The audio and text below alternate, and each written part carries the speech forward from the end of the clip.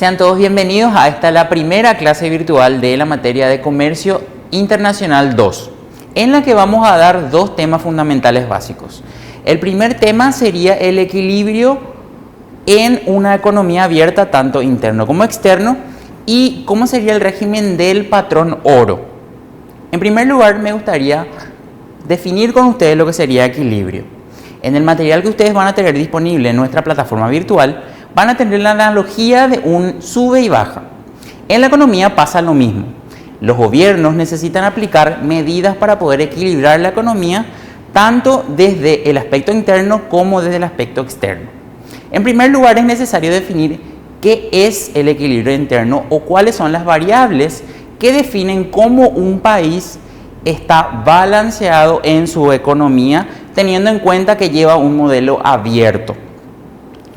Entonces, los objetivos de una política macroeconómica abierta tienen que ver con balancear aspectos internos o externos, así como dijimos. El equilibrio interno está definido por dos variables fundamentales, que tienen que ver con el empleo y tienen que ver con los precios. Más específicamente, se llega a una economía bastante equilibrada en el aspecto interno cuando se tiene pleno empleo y se tiene una estabilidad interna en los niveles generales de precios.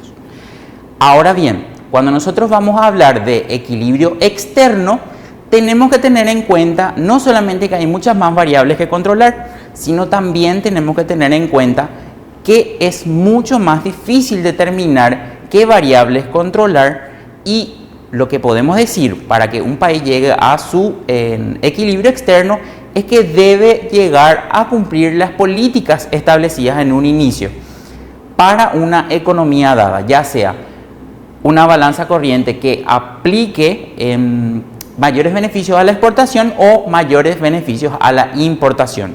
Entonces, la balanza por cuenta corriente es un factor fundamental para llegar al equilibrio externo en una economía abierta.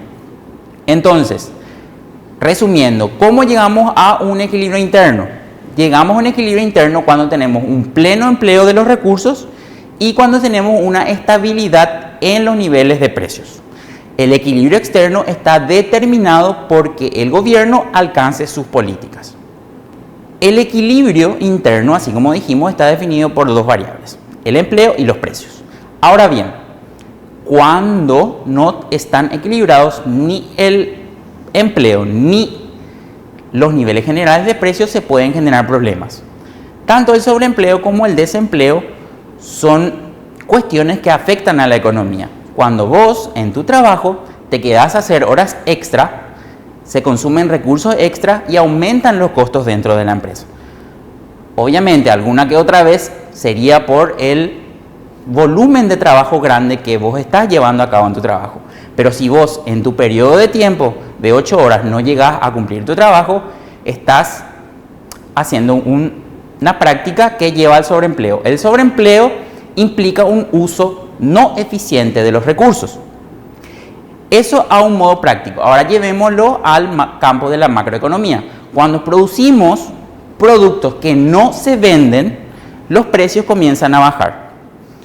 Eso pasa en la economía. Ahora bien, en los precios, si nosotros, tomando el mismo ejemplo de la producción, producimos demasiados tomates, obviamente el precio va para abajo, descienden.